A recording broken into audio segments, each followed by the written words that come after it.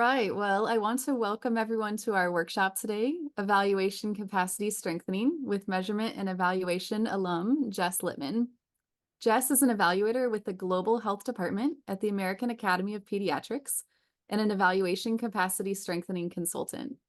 My name is Heather Gensel, and I am one of the moderators today, together with another student in our program, Nidal Batari. At American University, we are committed to pursuing inclusive excellence. One of our practices, shared from our Indigenous and Native communities, is to offer a land acknowledgement at the beginning of our meetings and events.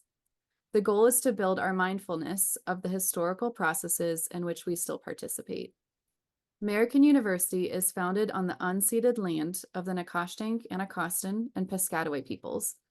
I ask you to join me in acknowledging these communities, their elders both past and present, as well as future generations. American University also acknowledges that it was founded upon exclusions and erasures of many Indigenous peoples, including those on whose land this institution is located. With this acknowledgement, we commit to working to dismantle the ongoing legacies of settler colonialism. Those of you who attend our events know that we always provide a land acknowledgement. I would encourage you today to take this a step further and do some research on the land where you are sitting. If you're not aware of the history of the land, you can click on the link in the chat to research it or send a text to the number in the chat.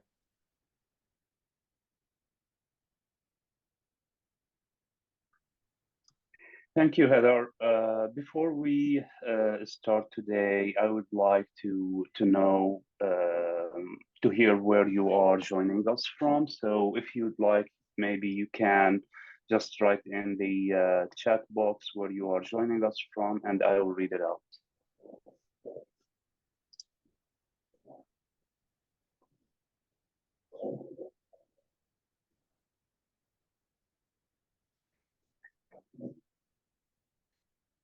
California, DC, Chicago, Wisconsin,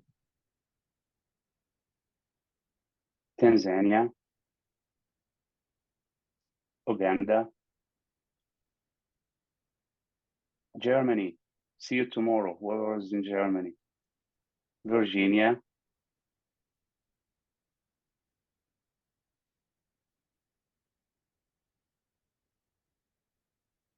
Cameroon.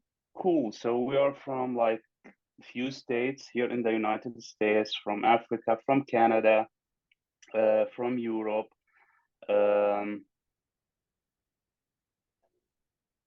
Netherlands, from The Hague. Cool. Welcome everybody. And with that, I will give the floor to Jess. Over to you, Jess, and good luck. Thanks, Nidal. Thanks, Heather. Can you hear me okay? Yep. Okay, great. Thank you so much for that introduction. I am Jess Littman. I'm the founder and CEO of Understanding Impact, which is a consulting firm specializing in evaluation capacity strengthening. As Heather mentioned, I'm also a full-time internal evaluator in the global health team at the American Academy of Pediatrics, but I am not representing that employer today. Before we get started, I want to let you all know that throughout the workshop, I am going to pause a few times and give you some prompts to brainstorm your own evaluation capacity strengthening ideas. So if you don't have something already, please open a notes app or a document or grab a pen and paper so that you can respond to those. Those are just for you, so you'll be welcome to share them in the chat, but you're also welcome to just start a document about it. And I want to get started by talking about what evaluation capacity strengthening is. There are a lot of different definitions, so I'm going to offer one here from the literature, which says that evaluation capacity building is an intentional process to increase individual motivation, knowledge, and skills, and to enhance a group or organization's ability to conduct or use an evaluation.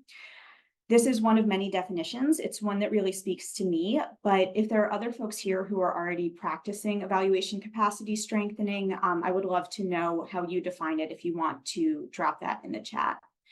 One thing I want to flag off the bat here is that I'm calling it evaluation capacity strengthening, and this definition and most definitions call it evaluation capacity building.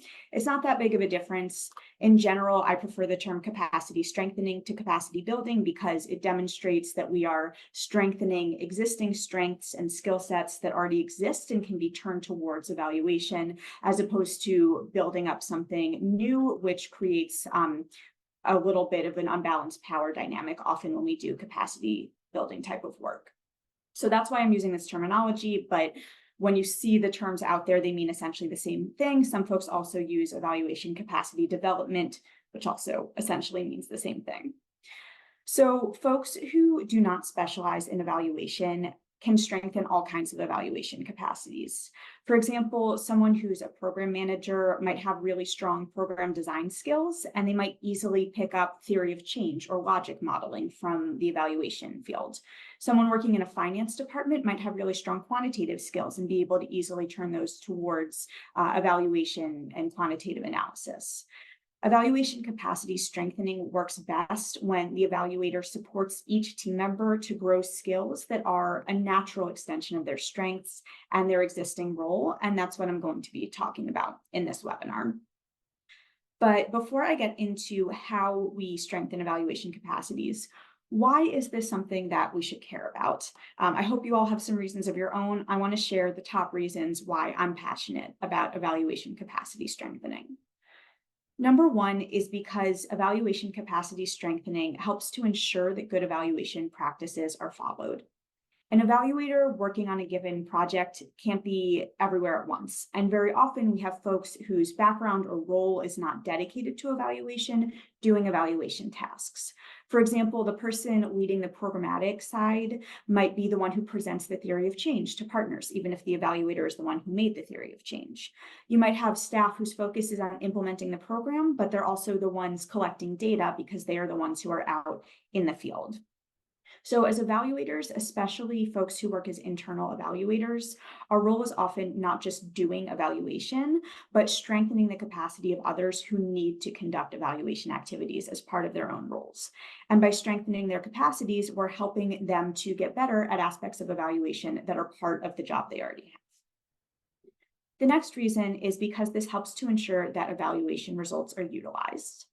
When evaluation is siloed, it's often hard to get others in a team or organization to understand the results or care about the results.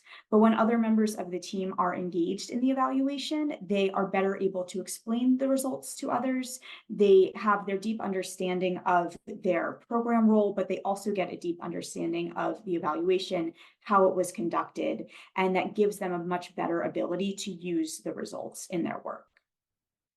And last, but very much not least, is that evaluation capacity strengthening makes my life as an evaluator easier. So it's very rare to find an evaluator who will just say, yeah, I have plenty of time to do all of my evaluation tasks. I've never had that experience or met an evaluator who feels like they can just do all of the evaluation tasks that need to be done. A lot of the time we have to make difficult decisions about what aspect of a program are we going to evaluate, or what parts of the evaluation are we going to give more of our time to. But when you've worked with a team to strengthen their evaluation capacities and you feel confident in their skills, it becomes easy to hand over aspects of the evaluation to others and share the load. It makes the evaluator's job easier and frees up more of your time for overall leadership of evaluation. And so I'm going to get into some examples of this. In a general sense, I want to review who these people are that I'm talking about, whose evaluation capacities can be strengthened. The main group is probably going to be program management and program coordination staff. These are folks who need to be involved in evaluation because they're often the ones who are carrying out the evaluation tasks, whether they have evaluation capacities or not, such as presenting results externally or managing a theory of change. Another group is folks who work in fundraising or development. These are folks who often engage with evaluation results when they seek funding or report to donors. So it's important for them to be engaged with evaluation so that they understand those results. They might also have a say in how money gets allocated. So supporting their evaluation capacities can also benefit the evaluation function in an organization by making sure that they see the importance of it. And then staff who are actually implementing activities in the field also often engage in evaluation tasks like collecting data. These are also folks who have key insights into program design and implementation that you as the evaluator can also benefit from. Those are just some examples, but my overall philosophy is that monitoring and evaluation is everyone's job in an impact-oriented organization, whether that's public sector, private sector, nonprofit. Everyone in those organizations cares about the impact, and for that reason, everyone can be engaged in evaluation. So with that background out of the way, I'm going to spend the rest of our time talking about some practices you can use to engage in evaluation capacity strengthening. I'll give an overview of some of these, and then I'll dive deep into each of them with some explanation and some examples from my work in international development. These are just some of the practices that I have used and want to share with you today, but there are many more practices in evaluation capacity strengthening, and I'll share some resources at the end for further learning. The first one I'll talk about will be dividing responsibilities appropriately. So now that you have not just an evaluator or evaluation team and non-evaluation staff, but everybody's working in evaluation, how do you decide who does what? Then I'll talk about promoting evaluative thinking, coaching and mentoring, so how you keep folks engaged and keep them strengthening their evaluation capacities, and finally, how you can create resources that your team can utilize on their evaluation capacity strengthening journey. So I'll get started with dividing responsibilities appropriately and talking about strategies to do this. The first strategy is to understand within the team the time and availability that they have for evaluation, the skills and strengths they have that can be built upon for evaluation capacity, and their interests. Now, interests are not less important than their time or availability and their skills and strengths. Team members will devote more time to building capacities in area that they're more interested in. Usually when you're doing evaluation capacity strengthening, the folks you're working with are doing this voluntarily on top of other tasks. So if you try to strengthen evaluation capacities that aren't a primary area for interest of them, it's going to be hard to keep them engaged in that. So you want to prioritize dividing responsibilities in a way that's attractive to team members, and see if you can get someone committed to doing one small thing rather than just throwing responsibilities out there and trying to get everyone to do tasks that they're not interested in. Once you understand the team's time, skills, and interests, you need to determine where you need rules or policies and where you can be flexible as to how you divide up the responsibilities. So you'll ask yourself, what aspects of the evaluation will always need an evaluator to oversee them? And what are best practices or standard operating procedures that you can communicate to others and then they can follow with less engagement from the evaluator? There are a lot of ways to accomplish the first bullet here of understanding where the team is coming from. You can formally interview staff. You can bring these things up as standing agenda items in regular meetings. You can review organizational documents, many other ways you can do that. And then based on what you learn from that process, there are many ways to accomplish the second bullet of determining what your policies will be and where you will be flexible. So I'm going to discuss one example of how I accomplished this with some recent work, but this is just one path that someone could take when strengthening evaluation capacities. Starting with understanding each team member's time, skills, and interests, I'm going to talk about work that I did on this at a global health organization. I'm going to give a bunch of examples from my work throughout this webinar, but I'm not representing any specific client or employer, so I'm not going to name them, but this one is from a global health organization. So what I did here was create a semi-structured interview guide where I covered these three topics: workloads, in other words, the time and availability of the team, their skills and strengths, and their interests related to evaluation. Then I met with team members in groups and individually at their convenience. Now, at their convenience is the key phrase here. Like I said earlier, folks are doing this voluntarily. They're taking time out of their schedule to share information with me so that I can build this evaluation capacity strengthening strategy. So I might have felt like I want to do all one-on-one interviews or I want to do all focus groups, but I have to let go of really specific requirements like that and just say what's convenient for you and how can I access this information in a way that's not disruptive and that's keeping everybody engaged in the process rather than resenting the time it's taking away from them. So I met with the team members and I used my semi-structured interview guide.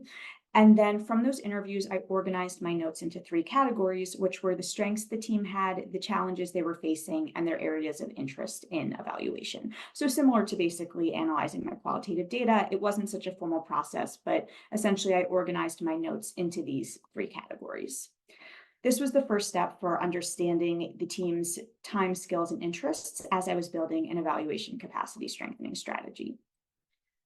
So now I would like you to take a minute and write down 2 individuals in your team or organization who you would interview and 2 questions you would ask them to learn about their time, skills, and or interests related to evaluation. You can write down people's names or you can just write down their roles in the organization. And again, this is really specific to you, so you can share it in the chat if you want, but the idea is really to write this down aside for yourself in a document so that you have some inspiration to follow up on after this webinar. So I will pause to allow folks to do that. And Nidal, Heather, are there any questions for me so far?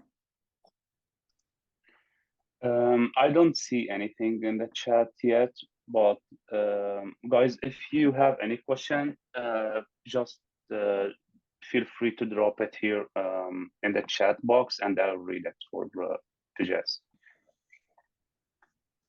Thanks, Nidal. We'll have a few more of these little breaks where you all will be brainstorming and I'll take questions, but there will also be plenty of time for questions at the end. So don't feel like you have to be getting them out there right now. You can also ask at the end. I'm just gonna be quiet for another moment to allow folks to respond to this prompt on their own. Yeah, and while Jessica is speaking, if you have any idea or anything crosses your mind, just also drop it here in the chat, and I will just take a note and read it out loud when the time is good. Thanks, Nidal. Okay, I'm going to go ahead and continue. And I also will be sharing these slides. So if anyone doesn't feel inspired to respond to these right now, but you want to have a look later, you'll also have these to follow up on later. So diving back into my own example of how I worked on dividing responsibilities appropriately in a team with evaluation capacity strengthening, the next step is determining where you need rules and where you can be flexible. So after I conducted those meetings I talked about at this global health organization, I moved on to determining where we needed a policy and where the evaluation strategy could be flexible.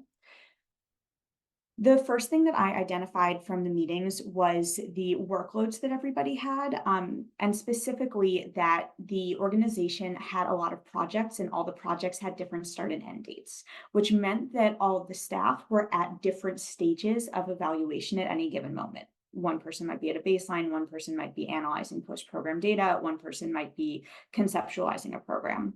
So for that reason, I decided that I didn't want to do big trainings for the whole group where the subject matter of any given training would only be relevant to some members of the group. So instead, I decided to train team members individually or in small project-based groups on whatever evaluation capacity was most necessary for them at that moment. Now, I want to acknowledge that the decision to do these individual sessions with my team was definitely the more time-consuming option compared to doing team-wide trainings. And one reason that this worked at this particular organization was they were really committed to evaluation capacity strengthening. And so I had time and a leeway to do these things. Depending on the overall work environment you're in, and again, looking at those workloads and that time and availability that you found out about by now, then you'll be able to figure out what's the best way to meet people where they're at and support them with their capacity strengthening. The next thing that I identified in my meetings with the team was the challenges they were facing. I also learned a lot about the strengths that they had, and I'll talk about those in a moment. But in terms of the challenges, as I expected, there were some evaluation capacities that the team does not have. This makes sense. If everybody had all of the evaluation capacities, then they wouldn't need an evaluator at all. So there are some technical areas that I only felt comfortable covering myself. For example, doing something highly technical like an inferential analysis of experimental data. So I noted down what those areas would be that the evaluator would always cover in preparation for the next step. And then I identified that the team had diverse strengths. So some members of the team had experience creating really high quality surveys and putting them out in the field, and others didn't have that experience. And I needed to create an evaluation strategy and an evaluation capacity strengthening strategy for the whole department. So I decided that other than those specific things that I, as the evaluator, always needed to do that I mentioned, for most other things, it would be optional. And either it will be an evaluation task that the evaluator would do, or it would be something that someone else would do, depending on that specific person's strengths and their availability. And I would work with each person on determining what that would be in each project. And I'll talk more about that strategy later on. So like I said earlier, these steps are really specific to a process that I went through with one organization, and they will be different based on what you found out in the initial stage of understanding where the team is at. But I think the most important thing here is to provide some flexibility. If you stop at the second bullet on the slide, just deciding what the evaluator will do and what everybody else will do, and you don't take that extra step of saying, here's something that someone else other than the evaluator might be able to do in some circumstances, you limit it so that when folks do strengthen their evaluation capacities, they don't have room to grow and practice those capacities. So I think that the flexibility is essential in having a long-term strategy for evaluation capacity strengthening. The next strategy I want to talk about is promoting evaluative thinking. So first of all, what is evaluative thinking? I'm going to offer another definition from the literature here. This is one that has a ton of definitions. One thing that I read recently that I thought was kind of funny was that it's hard to define this without using the words evaluation or evaluative or thinking in the definition. So I'm going to offer one definition, and I would also love to hear what other folks think in the chat, and feel free to use the same words in your definition. But the one that speaks to me is an approach that fully integrates systematic questioning, data, and action into an organization's work practices. So I think of evaluative thinking as thinking like an evaluator. Again, that's a terrible definition. I'm just using the term again. But for me, evaluators are always questioning, always trying to learn, always trying to get better data. And those are mindsets that I think we can promote in everyone in an organization or on a team by promoting evaluative thinking.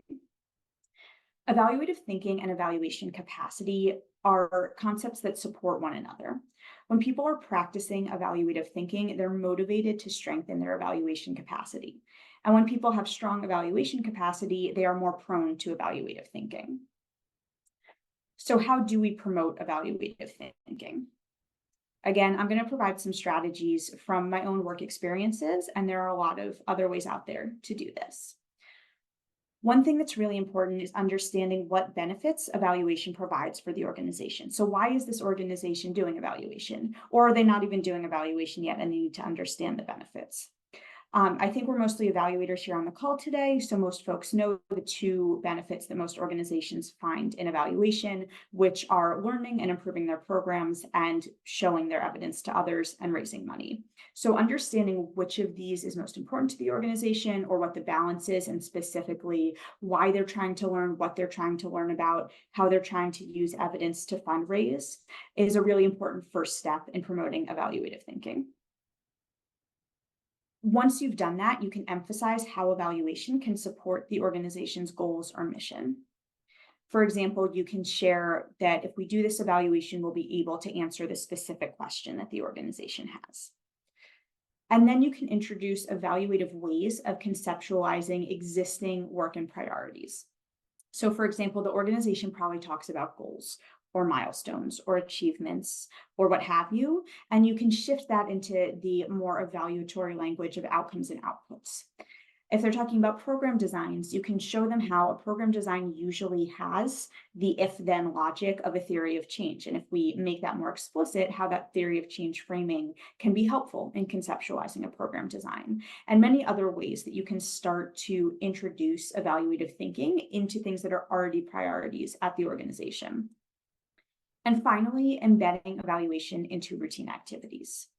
So I'm not going to give examples for all of the bullet points here, but I am going to give some examples from my experience of the first one and the last one.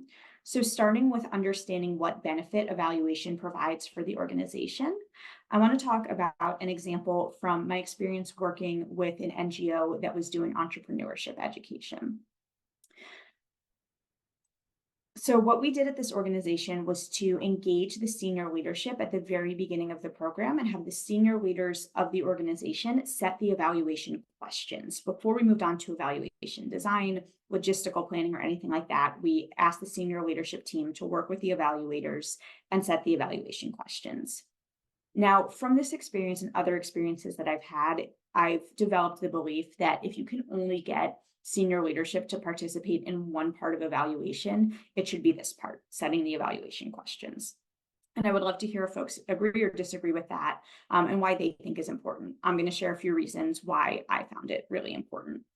So number one is that engaging senior leadership at this early stage gets them excited about evaluation from the beginning, because it lets them know what questions are going to be answered, what results they can expect, and gets them thinking about how they're going to utilize those results when they have them. The next reason is that it makes it easier to communicate the results once the data has been collected and analyzed.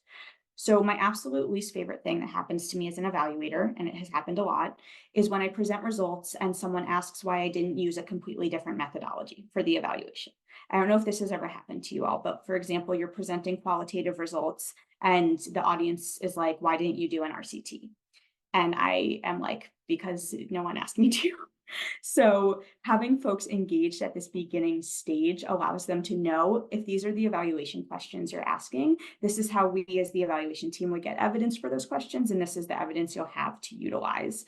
And it sets those expectations from the beginning. So with this organization, when we did things this way, the decision makers knew what kind of results we would be presenting and what they'd be able to do with them. And the last reason this is really important is that engaging the leadership specifically, in addition, of course, to other members of the organization, really helps promote this culture of evaluative thinking throughout the team. So after meeting with the senior leaders and figuring out what their evaluation questions were, we would meet with program staff and we would say, these are our evaluation questions, and this is the executive director's learning agenda for this program, or this is what the director of development really wants to know and share with our donors about this program. And that really helped folks understand why we were asking these evaluation questions, and why and how we would be doing the evaluation. The next aspect of promoting evaluative thinking I want to share an example of is embedding evaluation into routine activities. And I'm thinking about the same NGO that was doing entrepreneurship education. So after finding out what the senior leadership wanted to evaluate, we needed to embed the evaluation into the routine activities of the organization. And what we did to accomplish this was include evaluation staff in routine program meetings. In a lot of organizations, not all, but a lot, the evaluation function is siloed. Evaluators pop in at the beginning of the program to design the evaluation. They drop in throughout to collect data, and then we appear again at the end with results. But at this organization, what we did was have a member of the evaluation team attend the weekly project meetings, even when there were no evaluation items on the meeting agenda. I did this myself, and I cannot overstate how many times something came up in one of these meetings that the program staff did not think was relevant to evaluation, would not have told me if I didn't happen to be in the meeting, but turned out to be very important. For example, on one project, we were working on a data collection plan on the evaluation side, and we were trying to figure out when we were going to send data collectors to the schools where the program took place to collect data from the students who were participating. I was in a routine project meeting, and the program staff were talking about how there was an upcoming visit to the schools, and due to the transportation logistics, the staff was going to be there for extra time with nothing to do. And so I was like, could they do the data collection while they're at the schools? And they could. So not only did my being embedded in the program meetings help us come to that realization and carry that out, it also highlighted to the team how having that evaluative thinking about how evaluation gets embedded into every part of the program, can help them save money and improve their own program logistics. So it's time for our next brainstorm, and I want you to write down one way that you can keep apprised of what's going on in your team's program outside of evaluation activities. So this will look really different if you're a consultant or an internal evaluator. What will be your strategy to make sure that you know what's going on with the program, even when they're not inviting you into evaluation-focused conversations? So I'll give you a minute to write down your ideas on this. And while folks are doing that, are there any questions for me so far? Nope. Okay. I get to have another sip of my tea.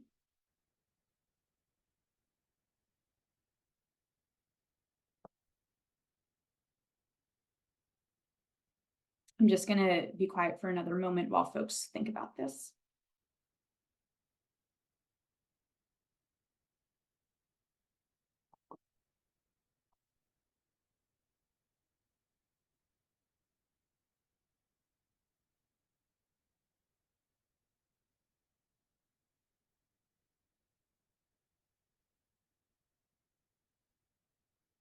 Okay, I'm going to keep going. And again, you can always come back to this in the slides afterwards. The next strategy that I want to talk about is coaching and mentoring the team. So the first strategy that we will use for this is building upon strengths that you already identified. So you've worked with the team to know what their strengths are in terms of evaluation capacities or strengths that could be applied to evaluation. And when you're coaching and mentoring the team, it's really important to build upon those strengths that you've identified. This requires some flexibility. Maybe you're not going to get someone to take the exact part of the workload that you wish you could share with somebody else, but taking a strengths-based approach really helps folks get engaged and ultimately be successful as they take on evaluation capacities. The next strategy is supporting team members to conduct evaluation tasks that make their own work easier. And the next strategy is identifying evaluation champions who will promote evaluative thinking even when you, the evaluator, are not present.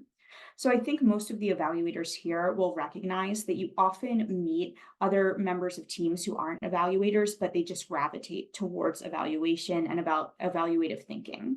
Evaluation is inherently attractive to a lot of people because it helps us understand and improve our work. People like that are great candidates to become evaluation champions who commit to strengthening their evaluation capacities and to promoting evaluative thinking in the team. For example, if you have an evaluation champion who's a program manager, that person can become a really powerful force in creating an evaluative culture and strengthening the evaluation capacities of the people around her. So I'll give some examples of each of these strategies. Talking first about building upon strengths that you've identified, I want to talk about my work at an NGO that mentors girls in Tanzania and Kenya. So this organization mainly employed staff who were mentors who did the leadership classes for secondary school girls. Most of the program staff were facilitators of these leadership classes. And so these were the folks whose strengths I was identifying related to evaluation. And one strength that I identified was that the mentors had a really strong rapport with their students, and that strong rapport made them ideal data collectors. On the logistical side, it made sense for them to be the ones collecting data because they had dedicated time with their students each week. And so I started training them to collect the data. And that training didn't just involve the rules of data collection. For example, you have to get informed consent from everybody. I didn't just say you have to get informed consent. Here's the informed consent form. Instead, I went in depth on why informed consent is important.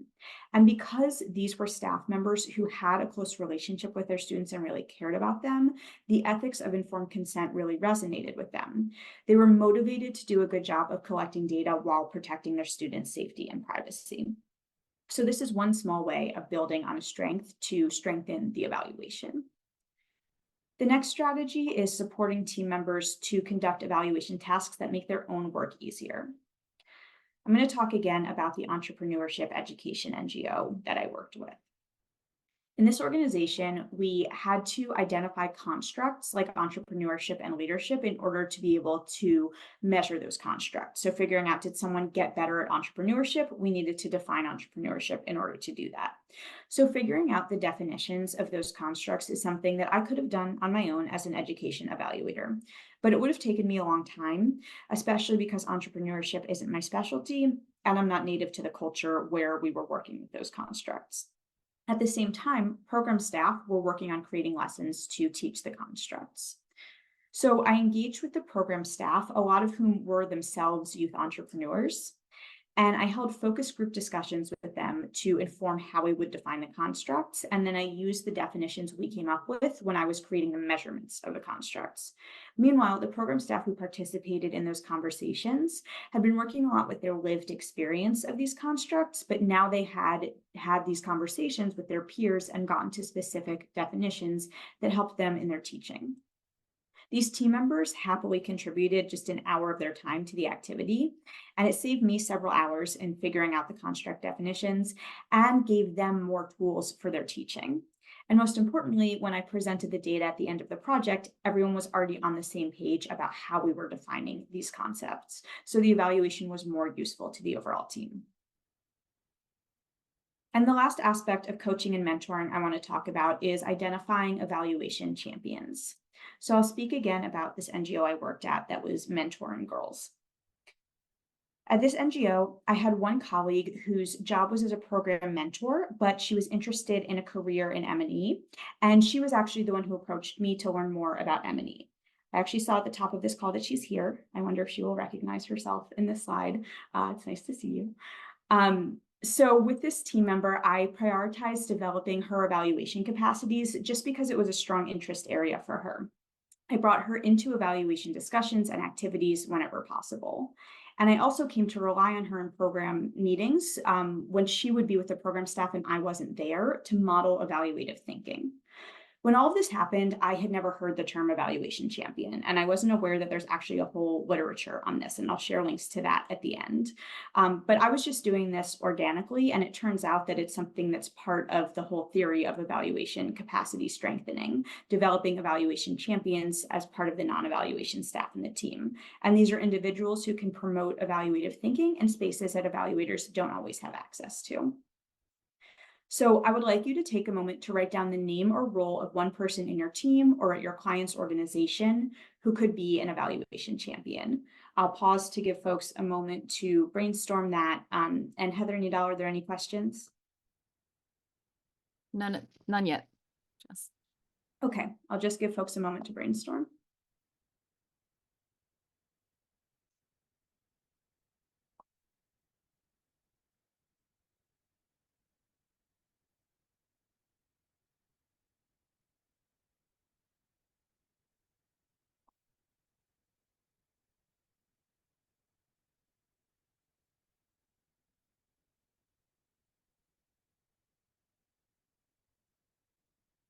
The final strategy I'm going to talk about is creating resources for evaluation capacity strengthening. So a big part of the reason to strengthen the evaluation capacities of your teammates is to save yourself time as the evaluator. That does not work if you are spending all of your time now coaching and mentoring and training other people. So one thing that you can do is create resources for them. You want to provide information that specifically supports the evaluation capacities you're focusing on based on the team's strengths, interests, and availability. And this is the reason why I suggest creating resources rather than sharing resources. If you're at this webinar, it's because you know that there's a lot of evaluation resources out there. There's the ones that the AU program shares, Better Evaluation, the things that we ourselves use, but those aren't tailored to non-evaluators. So when you have a client or you're working in an organization that's strengthening evaluation capacity, it's really, really valuable to create resources that are tailored to those strengths that they are trying to build upon. And you can also make those jargon-free and layperson-friendly resources. And finally, we talked at the beginning about dividing up responsibilities. So you can include in these resources guidance on how the team can divide up the evaluation responsibilities. And I'll talk about examples of these strategies, starting with providing information that supports the evaluation capacities you want to focus on. And talking about how I worked on this at the global health organization I mentioned earlier. So for this organization, as I mentioned, evaluation capacity strengthening was the priority, with mostly non-evaluators leading their own evaluations and one evaluator, myself, there to support. So for that reason, I decided to create a standard operating procedure for conducting an evaluation. And this started with laying out the steps that someone needs to follow in order to conduct an evaluation. So for this organization, which is all based on partnership work, it starts with engaging the partners in evaluation. Then there's creating a theory of change, creating an evaluation design, and so on, all the way through data analysis, reporting, and learning from the data. So I would like you to take another moment to brainstorm, write down one step in your typical evaluation process that you think could be accomplished by someone who's not an evaluator or someone who's not an evaluator with some amount of support from you. So again, I'll give folks a moment to brainstorm this, and I will take questions if there are any. Yeah, there is a question from Abidi. I hope I'm saying the name correctly. So he's asking, I guess he's asking about selecting evaluation champion spotlight.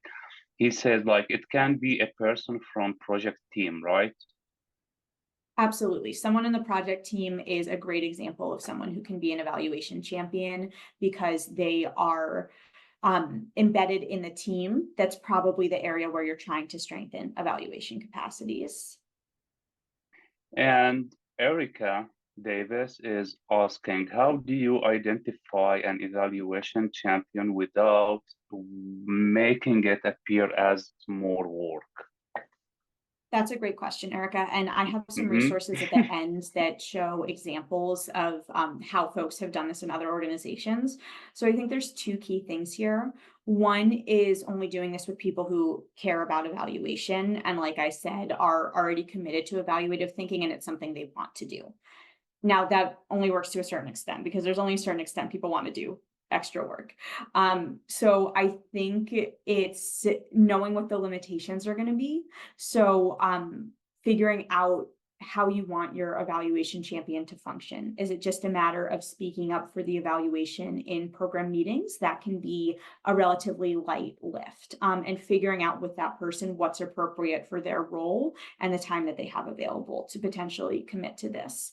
And I would also add seeing if there's any benefits to becoming an evaluation champion.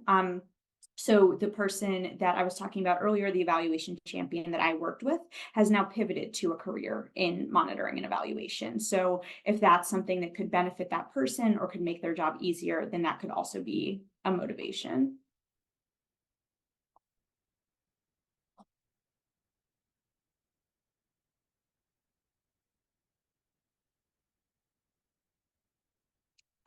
I will continue for now, and then if there's more questions, we can take those at the end.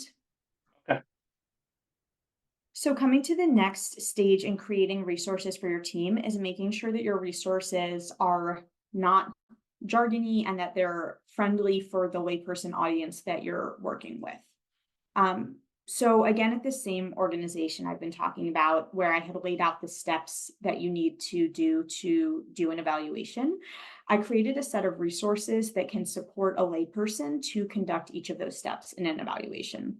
And these resources continue to build on the strengths and interests that I identified when I had interviewed the team. Every step consists of a folder on a shared drive, and depending on what the step is, the folder might contain things like reference tools. So, for example, I created a flowchart for choosing what type of evaluation question you're going to use. They contain templates, so things like monitoring evaluation plan template, evaluation budget template, theory of change template, things like that. And also how-to guides, so steps of how to do something, stories of how to do things, and screenshots of successful examples. So now the team has all these resources, and once they have the resources, what I will typically do is meet with them and collaborate when they are conducting a given step of an evaluation for the first time, as I talked about when I talked about dividing up their responsibilities appropriately. And once we've had sort of an initial meeting, then they can use the resources to accomplish tasks that would normally be under the domain of the evaluator. So for example, they can use the theory of change templates to lead their own theory of change development instead of perhaps being dependent on an evaluator to do that process. So now in your brainstorm, I'd like you to write down one resource you could create. It could be a reference guide, a template, a how-to explanation, or any other resource that you could create for non-evaluators to use when they are practicing strengthening their evaluation capacities. And while folks write that down, were there more questions? Yeah, Jess, we had one that came through right at the end of the last pink slide. Jan is asking, how do you address the general human tendency to think we know more about a given subject than we actually do? For example, they may think that they understand more about evaluation than they actually do. That is, I think this question like really gets at the core of the whole balancing act that you have to do when you're strengthening evaluation capacities. So part of it is, like I said at the beginning, reserving some things for only the evaluator to do. So there are some things that I just am not comfortable handing over with most of the organizations that I work with that I just will do myself. But it depends on the strengths in that team, and I try to make those really clear from the beginning. And then I usually try to work in sort of checkpoints. So I'm in those resources that I showed earlier, that was sort of a snapshot of like in every step of the evaluation process, we might have like a flow chart and a template and all these things that folks can use. But it will also say within the resource, once you've drafted your evaluation questions, check them with Jess and Jess will review them. So I usually have those checkpoints involved, and depending on the team you're working with, you'll want to think about where those should be at. And it kind of helps me hold my expertise while giving others room to grow on their own. So I just have a few more slides to go through, and then I will take any of the remaining questions. So the last example I want to share within the strategy of creating resources is incorporating guidance in your resources based on how you've decided to divide up responsibilities. And Jan, I hope this will also sort of help answer your question as an example. So still talking about the same organization, same example.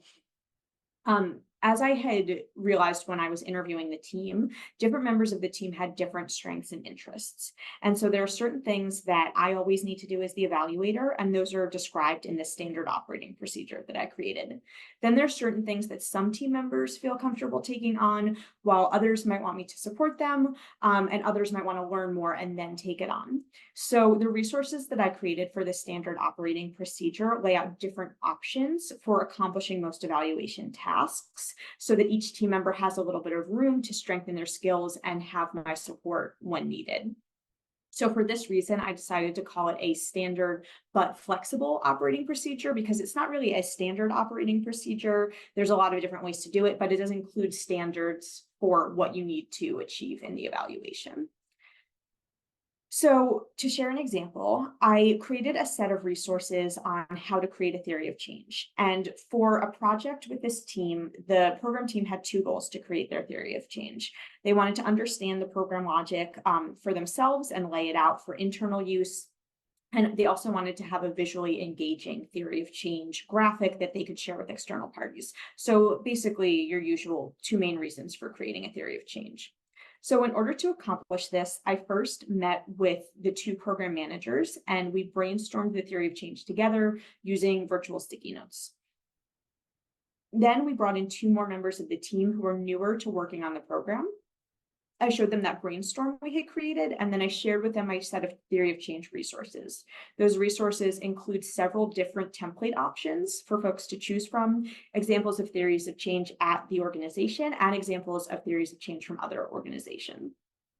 So among those two team members, one of them took on designing the internal, really detailed theory of change, and the other one took on designing the external, visually engaging theory of change. And for both of those folks, it was their first time ever working on theory of change.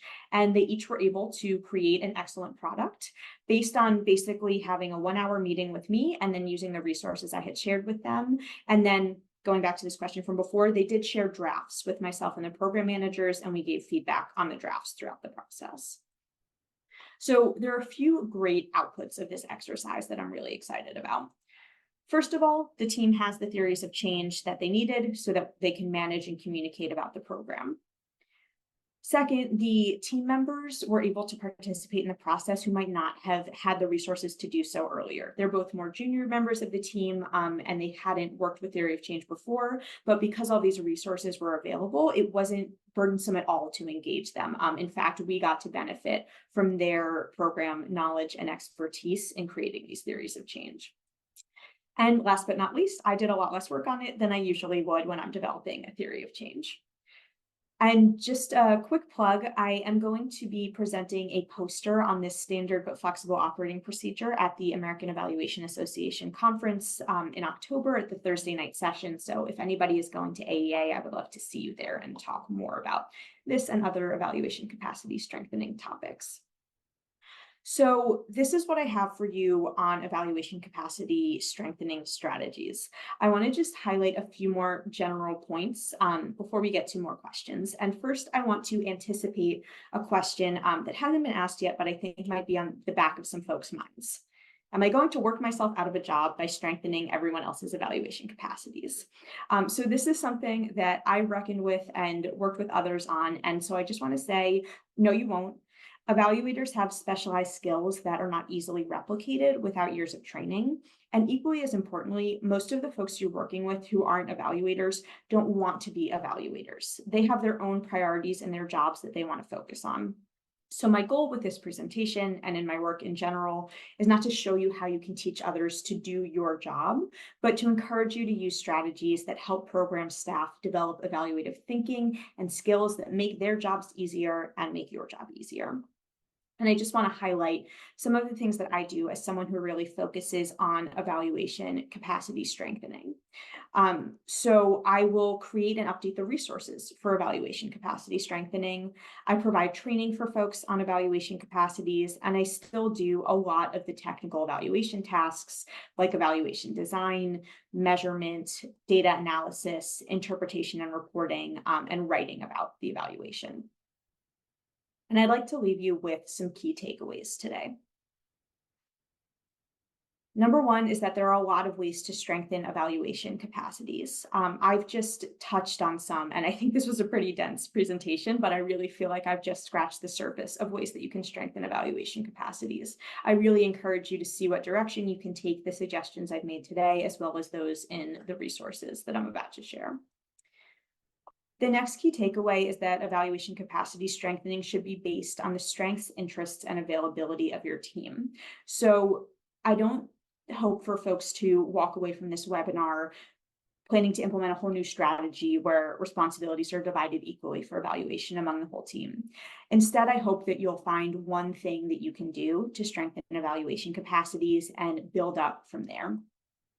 And finally, when evaluation strategies and policies are flexible, that gives more space for the folks you're working with to exercise these evaluation capacities that they are strengthening. So thinking really deeply, as I can see some of you are doing already in the chat, about what you can let go of and give other folks room to do, or how you can be supportive of folks developing these skills, can really help.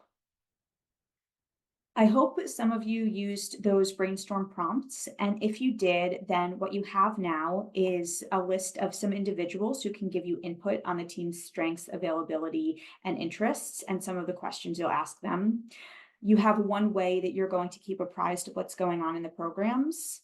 You are thinking about who your prospective evaluation champion could be. You have a step in the process for which you're going to start creating resources, an idea for a resource you could create.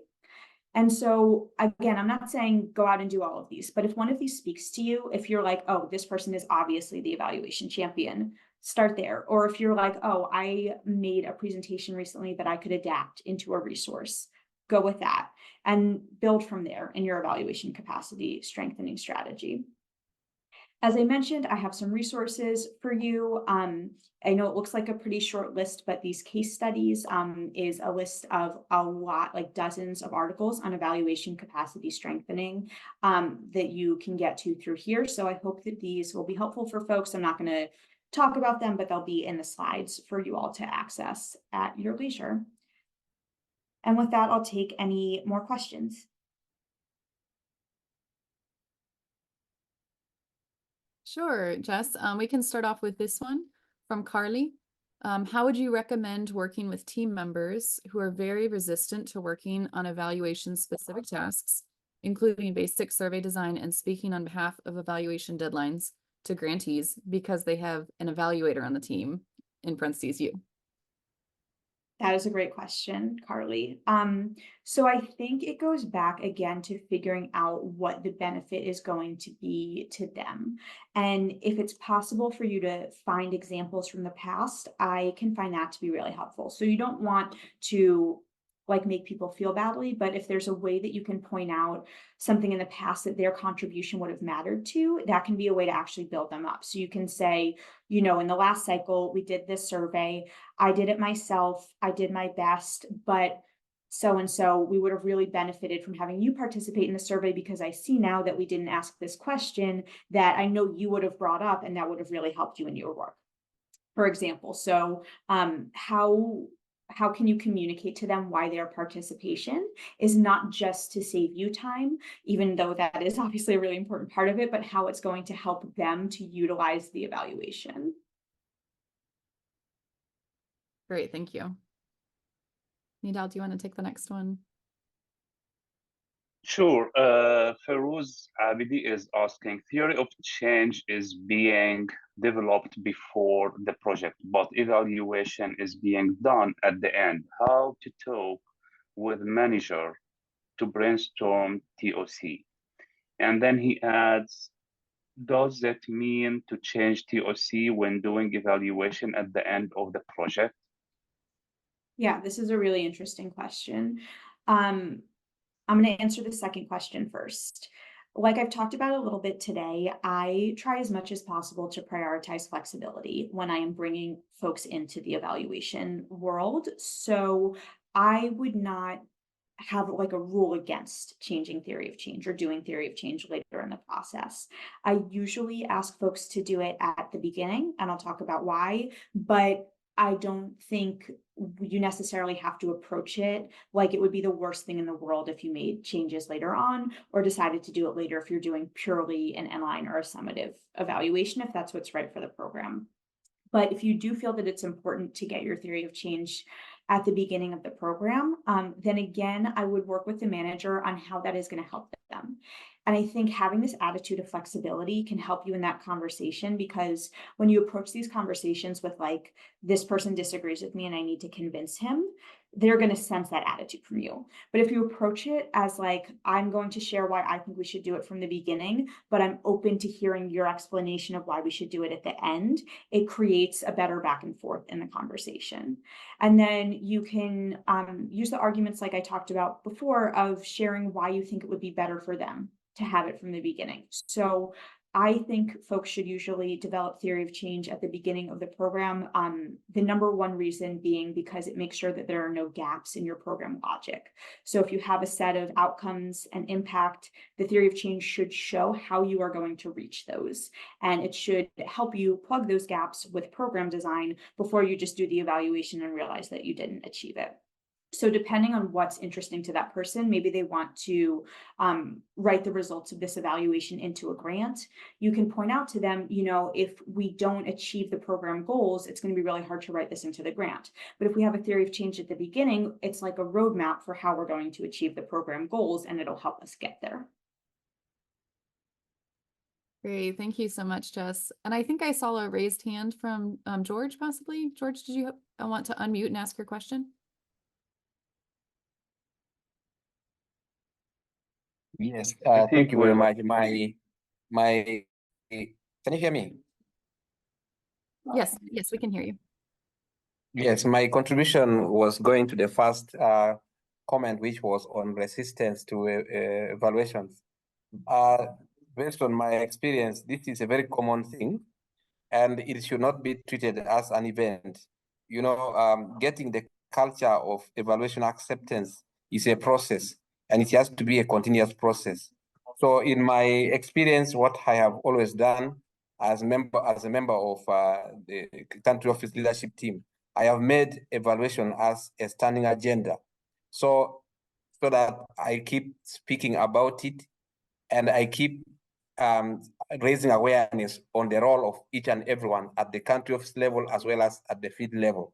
So in that way, I have been able to cultivate that sense of awareness and the importance of evaluation at each level of the country office. So it's not an event, it's a continuous process. Thank you. Thank you for sharing that, George. I think that's a great strategy.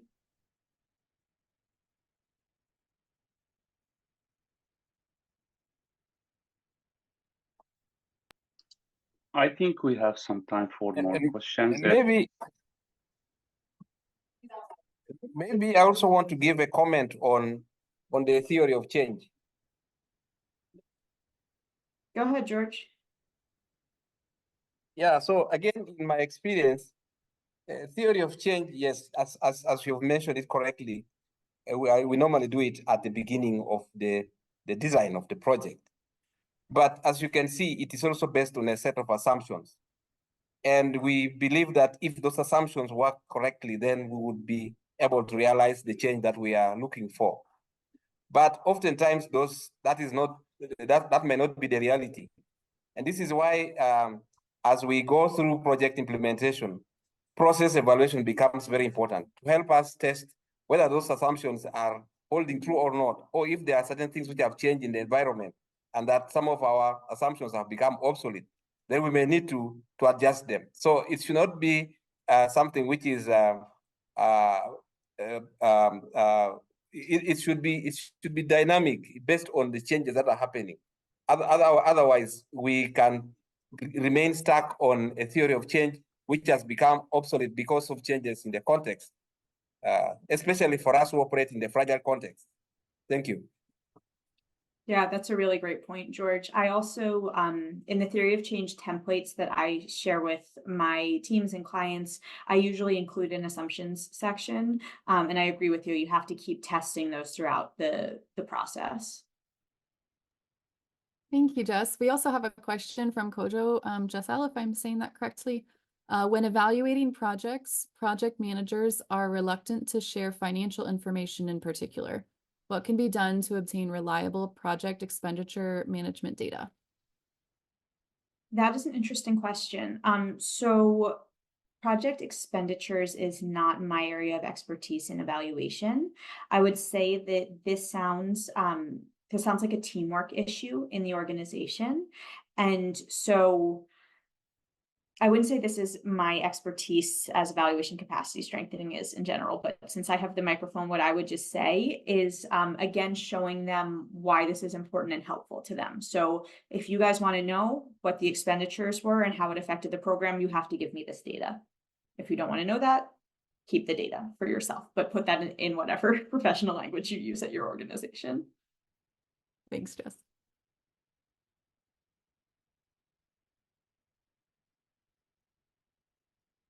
Are there any other questions anyone would like to ask in the chat?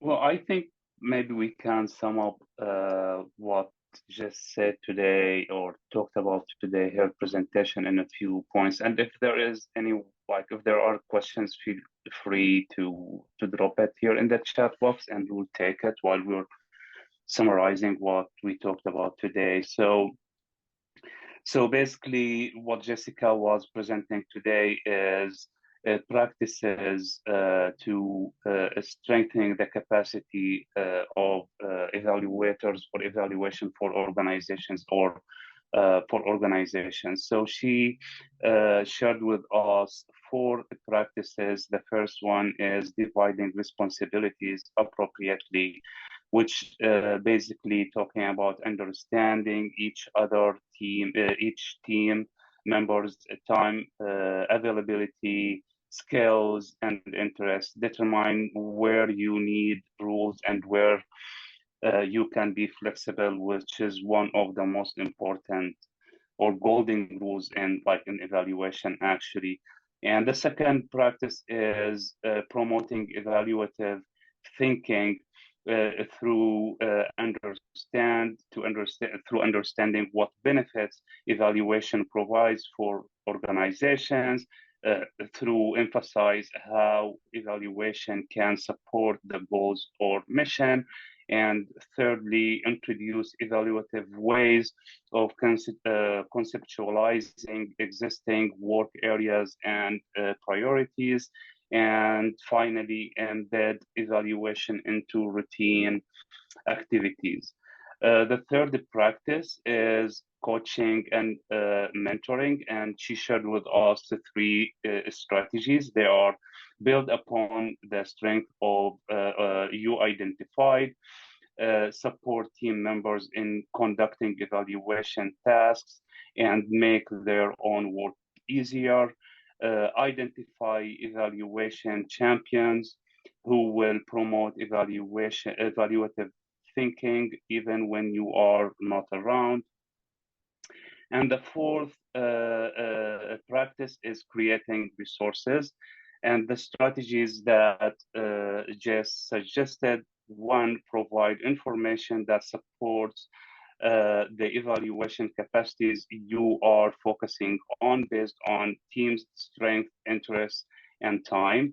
And my favorite of all times, create jargon-free, layperson-friendly resources. It's amazing. This is the best advice any evaluator could get to build the capacity.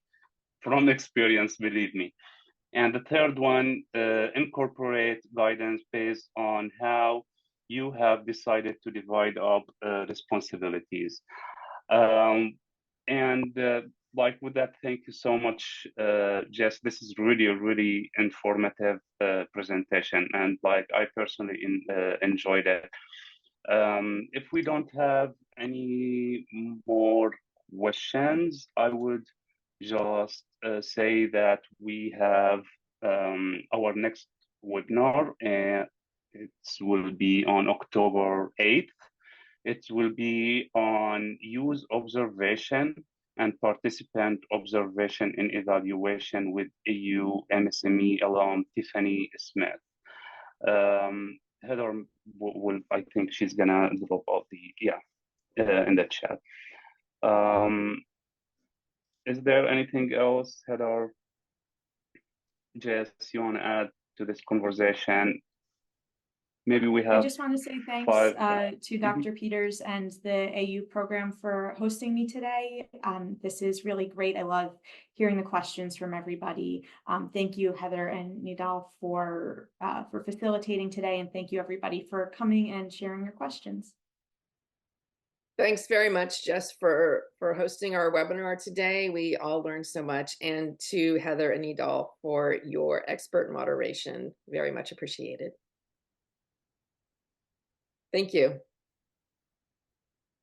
Thanks. Thank you, everyone. Thanks, everyone.